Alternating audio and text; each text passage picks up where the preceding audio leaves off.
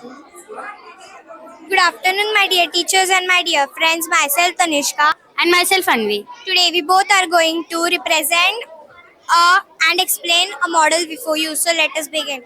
This is the model. Huh. Here are some interest rate and bank's name.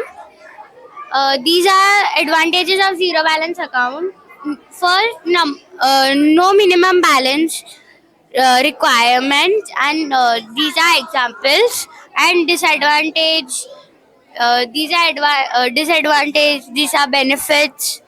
Uh, this is what is meant by zero balance account, and these are some example of banks. So I have some examples of bank that keeps the zero balance account such as ICIC, SBI, Kotak Mahindra and HDFC.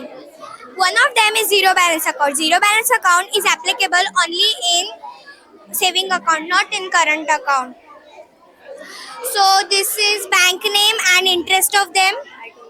Thank you.